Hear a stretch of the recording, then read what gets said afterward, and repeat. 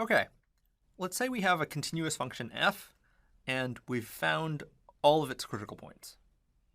It's really important for this video that we have all the critical points. And you'll see why in a little bit.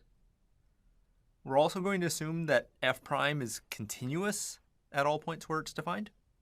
And that's generally the case for all of the functions that we're going to be dealing with in this course. Now, in the problem that you thought about, we had 0, 4, and 8 as the only critical points. And let me put those on a number line. And then we said that f prime of 6 was positive. But from this setup, we actually get information about other points. We know that the only places where f prime is 0 or is undefined are 0, 4, and 8.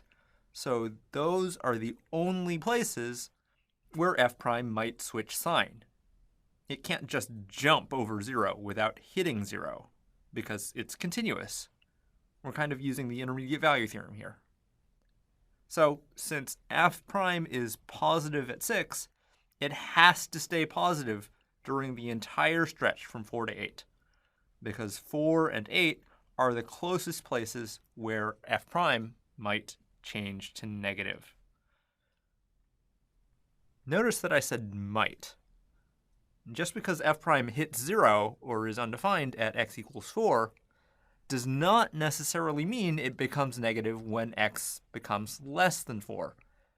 If we wanted to know what happens, well, we can pick a point in this interval from 0 to 4 where we can sample f prime.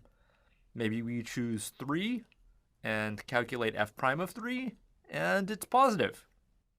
So then we would know that f prime is positive everywhere in this interval.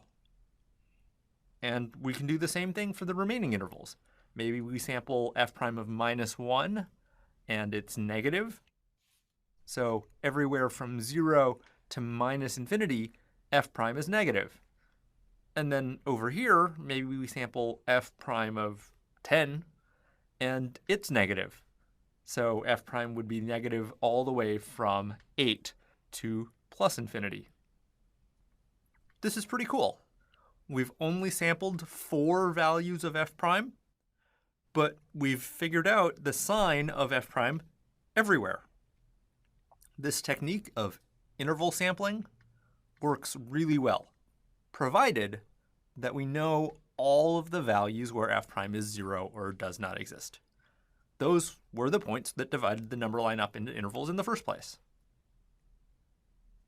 This gets us a lot of information about f. We know exactly where f is decreasing and increasing.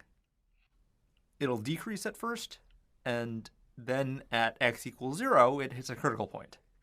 Whether that's because f prime equals 0 or f prime doesn't exist, we don't know. Maybe f prime of 0 equals 0, so we get a horizontal tangent. And then from 0 to 4, f starts increasing.